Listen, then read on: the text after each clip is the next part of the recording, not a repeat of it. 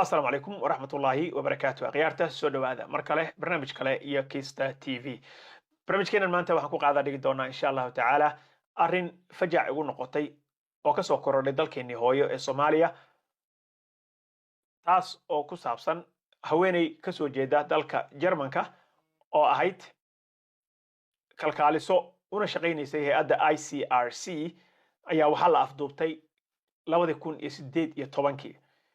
waagaas iyada ah waxaa laga soo saaray video ay ku codsanayso dowladda Jarmanka iyo ICRC-daba in ay la soo gaaraan gargaar degdeg ah oo meesha laga soo saaro afduubka laga soo furfuro waxaa haddaba dhacday shalay ayay haddana waxay soo saartay video kale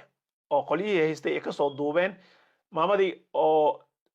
arrinkeedu uu liito caafimaadkeedu uu liito cunno xumi iyo dayac fara badanna ay ka muuqdaan waxa ay sheegtay maamadan in xaaladeeda hadeer ay u dhaxayso geeri iyo nolol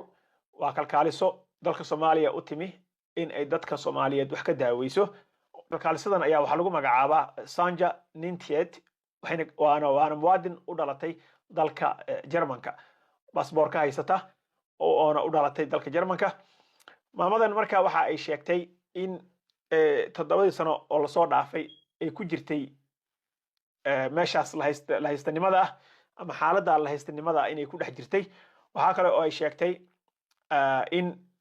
ay meesha ku qabto caafimaad darro macaluul nolosheedana ay adag tahay marka waxa iska kaashanayo hawshan ICRC-da oo rabta in ay ka shaqeyso sidii loo soo deyn lahaa maamadan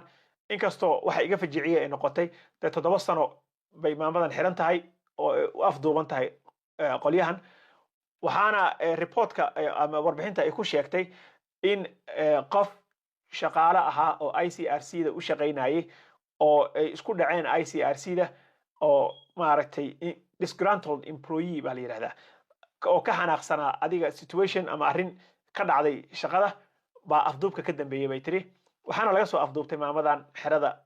sida adag loo ilaaliyo ee xalane so inside job ayaa dhacay shaqo gudaheeda ah ayaa ka dhacay xalane saas ayna maamadii banaanka loogula soo baxay ha ahaatee waxa ay dowladda Jarmanka oo lala xiriiray oo MSNBC journalka qoraayo uu la xiriiray waxa ay sheegeen in muwaadiniinta Jarmanka ka soo jeeda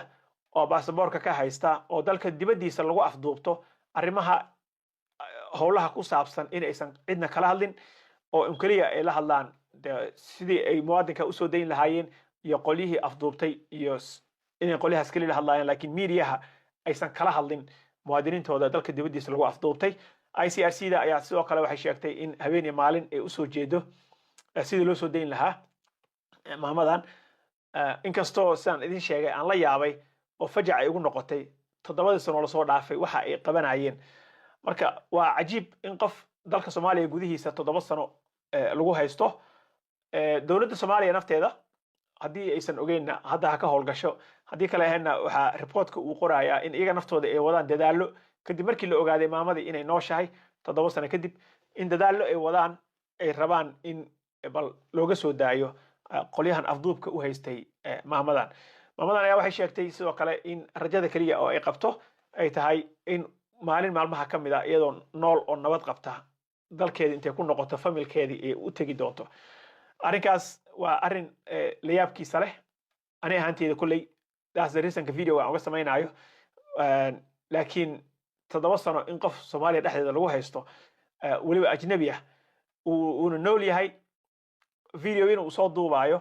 ama laga soo duubayo aan iraahday ilaa ay choice ay leedahay kuma ay soo duubine waa cajiib bay ugu noqotay warintaas ayaan rabay inaan idinka dabageeyo wassalaamu calaykum waraxmatullaahi wabarakaatuh